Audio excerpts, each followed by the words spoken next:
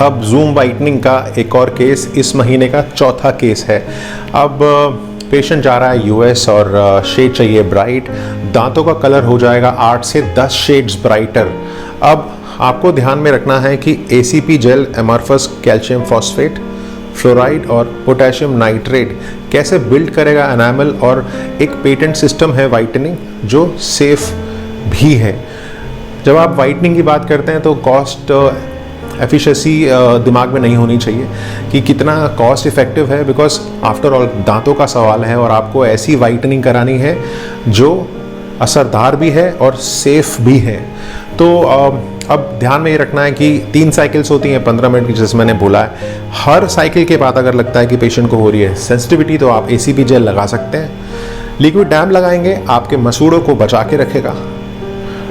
उसके बाद हम 3 साइकिल्स होती हैं, चाहे वो हो गया स्लो हो गया, मीडियम हो गया, हाई हो गया। तो हम स्टार्ट करते हैं मीडियम से, फिर उसके बाद हाई भी कर सकते हैं और लो भी कर सकते हैं।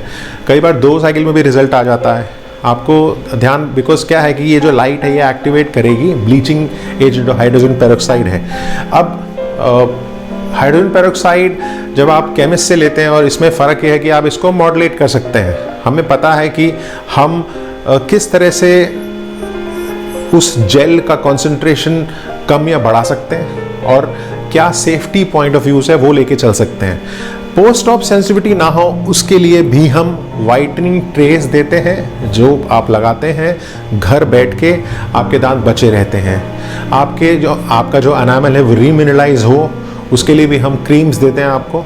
तो वो डिपेंड करेगा कंडीशन टू कंडीशन। अब for pregnant and breast feeders ये बिल्कुल नहीं है। फ्लोराइड के स्टेन्स जो लगता है कि जैसे फ्लोरोसिस है उस पर कम एक्ट करेगा। लगता है कि गुटखा के स्टेन्स हैं तो उसको पहले क्लीनिंग करेंगे सैंड ब्लास्ट करके, उसके बाद वो फिर डिपेंड ये कर रहा है कि कितने स्टेन्स हैं। जितने डार्क स्टेन्स होंगे धीरे धीरे करके असर आएगा। तो ऐसा नहीं है कि एकदम से जंप हो जाएगा 8 से 10 शेड्स। वो डिपेंडिंग करेगा कि एनामल का जो कॉन्सेंट्रेशन है हम किस लेवल पे उसको वाइट कर रहे हैं या उस जेल को प्रेसिपिटेट कर रहे हैं। अब जूम में फ़ायदा ये है कि ये जो लाइट है ना ये फिट हो जाती है आपके मुंह के आर्च के अंदर। आपको नॉर्मल ब्लीचिंग जो और ब्लीचिंग एजेंट होते हैं ना उसमें नहीं कि हर दांत पे आपको एक एक करके करना है। तो वो एक फ़ायदा है इसका, एक पूरा आर्च में वो बैठ जाता है। लिक्विड डैम लगा रहता है, मसूड़ा भी कवर रहता है। लिक्विड डैम का मकसद ही इसका सिर्फ इसका काम यही है कि आपके जो मसूड़ा है उसको साफ करके रखें।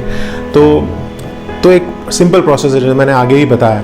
तो एसीपी जेल के साथ फ्लोराइड, उसके बाद हाइड्रोजन पेरोक्साइड, उसके बाद लिक्विड डैम के साथ कैसे आपको अमालगमेट करना है तो वो आसान है। तो वाइटनिंग के अगर आपके कोई भी सवाल है तो मुझे डीएम कर सकते हैं, और अगर अच्छा लगे तो इस वीडियो को ज़रूर शेयर कीजिएगा। दूसरी साइकिल चल रही है 15 मिनट की 3 साइकिल्स, 8 शेड ब्राइट, और आप 3 साइकिल्स के बाद असर दिख सकता है आपको। हर स्टेज के बाद हम वीडियो या पेशेंट को दिखा देते हैं कि ऐसा रिजल्ट आएगा, उसी के साथ पेशेंट रिलेट कर सकता है और जैसा उसको चाहिए शेड हम वैसा दे देते हैं। तो यंग पेशेंट्स चाहे वो 30 साल के हों, चाहे 40 या 25 साल के बाद आप करा सकते हैं। एनामल बचा रहता है, सेफ रहता है और हार्मफुल बिल्कुल भी नहीं है।